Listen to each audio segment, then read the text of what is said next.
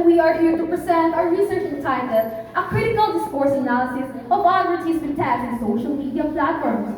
There are many studies with CDA, but only few focuses on rhetorical devices on advertisement text.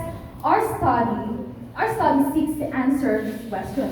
What are the rhetorical devices used in social media advertisements to shape the message in the audiences? Number two, what underlying ideologies reflected in the language used in social media advertisements by advertisers or brands? In the study, we used the method of Norman Fairclough 1989, a CDA or a critical discourse analysis to examine the advertisement text. In order to answer research question number 1, it was found out that there were various rhetorical devices employed in these advertisements.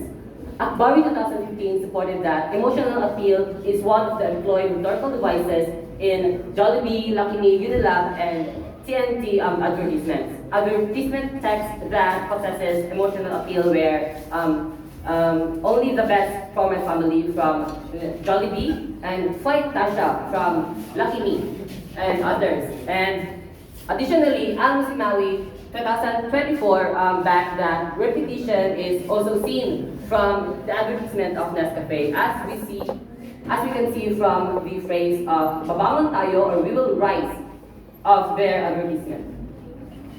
To answer research question number 2, Jollibee and Unilab portrays consumerism, suggesting their products are essential for well-being, according to YUD 2022 and Sandu 2017. As seen from the text of Best and Chef Certified for Jollibee and Proven Trusted and Best Quality for Unilab. Advertisement for TNT and Lucky Me highlights individualism through personal struggles and personal entertainment discussed by Basir and Bakar 2022. For example, just one more reflected on the personal focus. Lastly, TNT and Nescafe promoted community and togetherness through shared experience and collective actions using phrases like everyone, whole, family, and we use and TNT and Nescafe advertisements. According to Fazli Saheli et al. 2022 and Clark et al. 2017. A study suggests that by employing various rhetorical devices, it increases the effectiveness of our advertisement. Our suggestions to brand advertisers, they should incorporate more rhetorical devices to enhance their advertisements. For influencers, they should incorporate dance moves, trendy challenges, and humor to their advertisements. Lastly, to brand ambassadors, they should leverage social media or make use of social media to promote their advertisement well. For future researchers, we recommend to conduct the same study with different methods with a wider pool of advertisement, and since our study focuses only on rhetorical devices and in advertisement text, we can also focus on other linguistic tools and features in taglines as well. They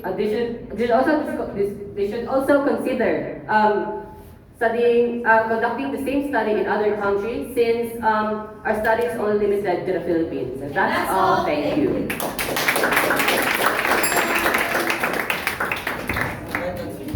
Wow, that was an awesome presentation of the critical discourse analysis team. My question is, how did you arrive at those results and discussions?